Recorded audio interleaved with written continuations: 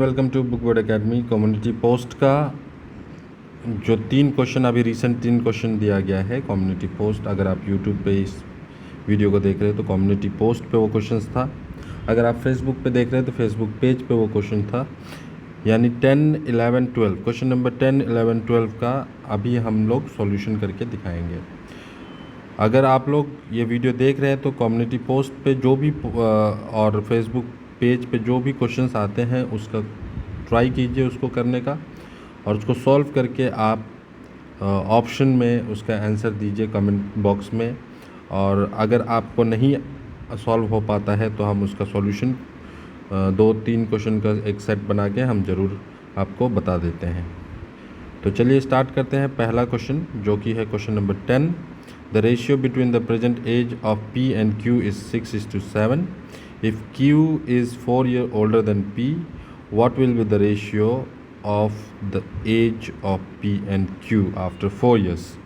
तो यहाँ पे सबसे पहला क्वेश्चन को सॉल्व करने से जब हम करने का स्टार्ट करेंगे तो सबसे पहले आप ये लिखेंगे कि P और Q का जो रेशियो है P एंड Q का, वो हम यहाँ पे सबसे पहले स्टार्ट कर देंगे लिखना।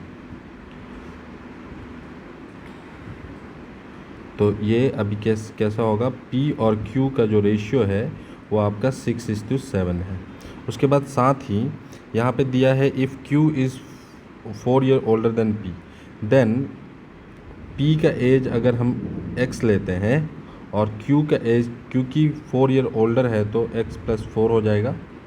ये अगर हम लेते हैं और इनका ही तो रेशियो दिया हुआ है ना, P एंड Q का रेशियो कितना दिया हुआ है, X+4 का रेशियो दिया हुआ है 6:7।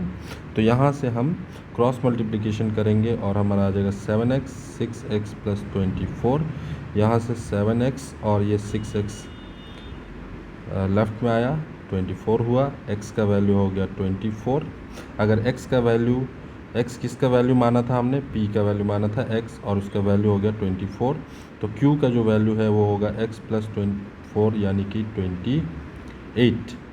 अगर 28 है तो आफ्टर 4 ईयर्स, फिर क्या बोला है आफ्टर 4 ईयर्स, यहाँ जो क्वेश्चन है वो बोला आफ्टर 4 ईयर उनका रेशियो क्या होगा।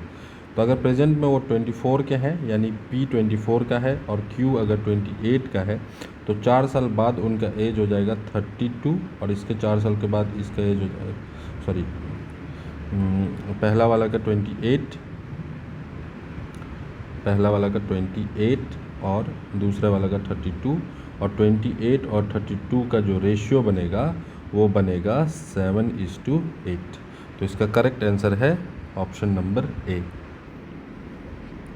तो सेकंड क्वेश्चन देखते हैं जो कि क्वेश्चन नंबर 11 है, उसका देखते हैं। यहाँ पे है age of 2 person differs by 16 years if 6 years ago the elder one be 3 times age old age younger one, find their present age. देखिए जब भी आप कोशिश करिएगा कि एज का जब क्वेश्चन करें तो आपको प्रेजेंट, पास्ट और फ्यूचर को दिमाग में रखते हुए करेंगे।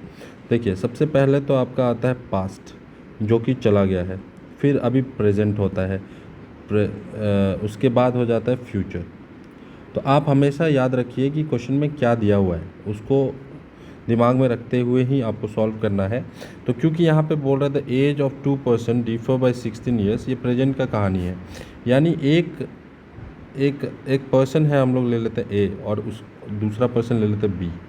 अगर दोनों का एज का डिफरेंस 16 ईयर है यानी कि एक 16 डिफरेंस 16 ईयर का आ रहा है दोनों का एज का, यानी एक 16 साल बड़ा है, यही तो मतलब होता है इसका।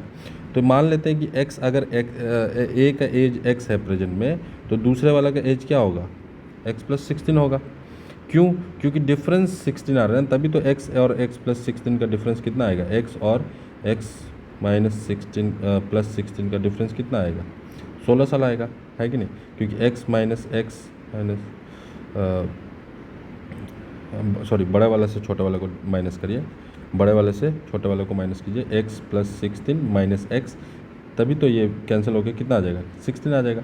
तो देखो कभी भी अगर डिफरेंस दिया हुआ है तो आपको पता है एक को x लेना है और वो जो डिफरेंस दिया है वो उसको प्लस कर दो आप उसमें, तो x और x+16 आ जाएगा यहाँ पे a। अब देखो यहाँ पे बोला 6 years अगो, 6 साल पहले, यानी पास्ट में ना, पास्ट में 6 साल पहले पास्ट में एज क्या होगा इसका, ये आप ले लो, x माइनस 6 होगा, 6 साल कम होगा, और ये होगा x प्लस 16 है, ये भी माइनस 6 होगा।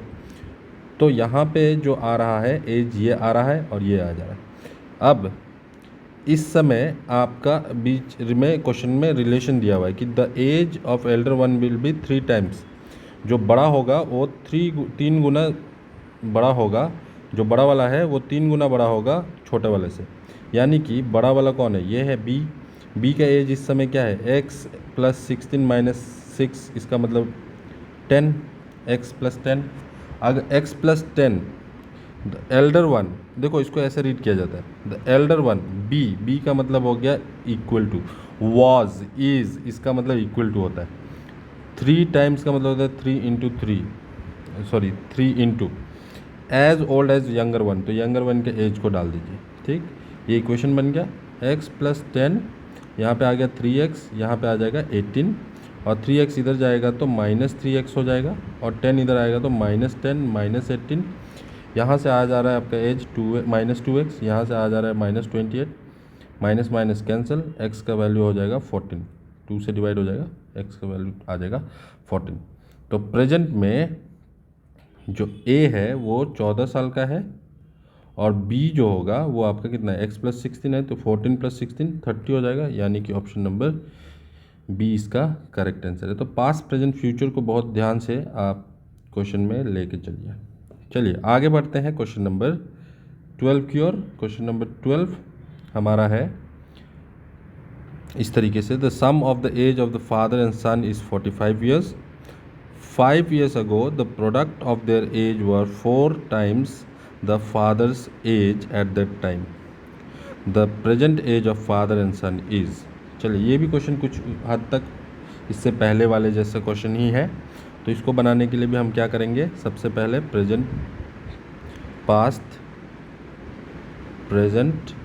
अगर आप नए हो तो इस तरीके से यूज़ करो इस मेथड को, और जो अगर आप बिल्कुल नए हो, यानी कि आपको एज का क्वेश्चन बिल्कुल करना नहीं आता है, तो हमारा एज का जो बेसिक का वीडियो है, जो कोर्स है प्लेलिस्ट में, उसको देखिए, वहाँ पे आपको सिखाया गया है कि किस तरीके से एज का कंसिडरेशन किया जाता है।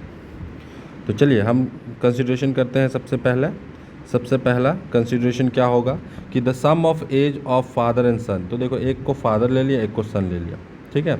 तो कभी भी सन और फादर का एज अगर आपको दिया हुआ है ना, और उसका सम दिया हुआ है, जैसे इससे पहले वाला क्वेश्चन में डिफरेंस दिया हुआ था, तो डिफरेंस दिया था तो आपने क्या किया था, एक को x लिया था और एक को जो डिफरेंस में दिया है उसको क्या किया था, आपने प्लस कर लिया था। इसी तरीके से अब दूसरे वाला, इसमें अगर आपको सम दिया हुआ है तो एक के एज को, फादर का एज को x ले लो, और जो सन का एज होगा वो 45 माइनस एक्स होगा, यानी कि दोनों का एज था ना, एक को एज को x ले लिया, दूसरा को 45 माइनस एक्स ले लिया, 45 माइनस एक्स ले लिया। क्यों, ऐसा क्यों करते हैं, देखो ऐसा है, मान लो एक का एज है x, आप बेसिक वीडियो भी देख लीजिए, वहाँ पे बेसिक पे आपको समझ में आ जाएगा ये किस तरीके से लिया जाता है। एक का एज है x और दूसरा का y, मान लो y, तो हमने दोनों का एज 45 लिया, तो एक का x लिया। अब दूसरा का 2 वेरिएबल में हम ले नहीं सकते, तो y का वैल्यू यहाँ से क्या निकल के आएगा, 45 माइनस एक्स, इसीलिए हम उसका एज को क्या लेते हैं, 45 माइनस एक्स के टर्म में रखने के लिए हम लोग इसको y ना लेके 45 माइनस एक्स ले लेते हैं। और अगर आपको और अच्छे से समझना है तो इसको वीडियो, जो बेसिक का वीडियो है वो देखिए। तो x हो गया और दूसरा हो गया 45 माइनस एक्स। आगे बढ़ते हैं, 5 ईयर्स अगो, यानी कि 5 साल पहले, इधर जाएगा या इधर, 5 साल पहले पास्ट में होगा या फ्यूचर में, तो 5 साल पहले पास्ट में होगा। पास्ट में होने से आपको हमेशा माइनस करना है एज को, जितना भी साल दिया हो। तो मान लेते हैं कि x माइनस 5 होगा, क्योंकि 5 साल माइनस करना है। ये है ऑलरेडी 45 माइनस एक्स, इसमें से 5 साल माइनस कर देंगे, तो ये आ गया आपका एज 5 साल बाद का। ये प्रेजेंट एज है और ये 5 साल बाद का एज है।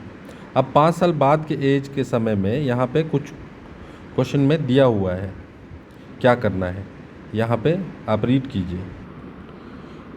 तब यहाँ क्या लिखा हुआ है, the product of their age, product of their age, मतलब 5 साल पहले, the product of their age was, तो 5 साल पहले, यानी कि 5 साल पहले एक है ये, और दूसरा है ये वाला ये, ठीक है।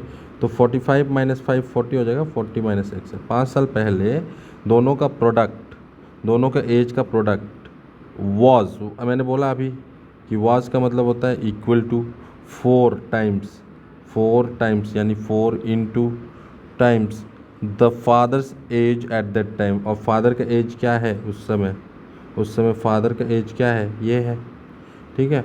तो हम क्या करेंगे, x माइनस 5 कर देंगे। तो अब आपको क्या करना है, देखो इधर ये टर्म और इधर ये टर्म, अगर ये उठा के मैं इधर ले जाऊँ तो डिवाइड हो जाएगा, और डिवाइड हो जाएगा तो ये दोनों कैंसिल हो जाएगा। अब यहाँ पे बचेगा क्या, 40 minus X is equal to 4, 40 minus X is equal to 4। यहाँ से अगर मैं x 40 को उधर ले जाऊँ तो 40 उधर जाएगा, माइनस 40 हो जाएगा। तो x माइनस एक्स का वैल्यू आएगा माइनस 36, और माइनस माइनस कैंसिल, तो x का वैल्यू आ जाएगा 36। यानी फादर का एज जो है वो 36 ईयर्स है, 36 ईयर्स है। और सन का एज उसके हिसाब से क्या होगा, तो देखो प्रेजेंट आपको, क्योंकि प्रेजेंट एज पूछा है ना फादर एंड सन, तो फादर का एज 36 है, तो सन का एज 45 माइनस 36 हो जाएगा। 45 माइनस 36 अगर हम करते हैं तो हमारा आंसर आएगा कितना, 9। यानी 36 एंड 9 इज़ द आंसर। तो ऑप्शन नंबर सी करेक्ट है। वैसे भी अगर एक का एज निकल जाता है तो यहाँ ऑप्शन में और कोई 36 नहीं था, तो ऑप्शन नंबर सी आप डायरेक्ट निकाल सकते हैं। और इस तरीके से तीनों सॉल्यूशन हमने कर लिया। तो होप करता हूँ कि एज के इस टाइप के क्वेश्चंस को आपको करना आता होगा, या नहीं आता होगा तो आप उसको प्रैक्टिस करेंगे। आगे हमसे जुड़े रहिए, फेसबुक पे आपको पोस्ट मिलते रहेगा क्वेश्चंस के। अगर आप यूट्यूब पे जुड़े हुए हैं तो आपको कम्युनिटी पोस्ट पे ये पोस्ट मिलते रहेगा। और जैसे ही पोस्ट का 3 या 4 पोस्ट हो जाते हैं तो उनका मैं कंबाइन में एक सॉल्यूशन वीडियो बना देता हूँ। आज के लिए इतना ही, मिलते हैं नेक्स्ट वीडियो में।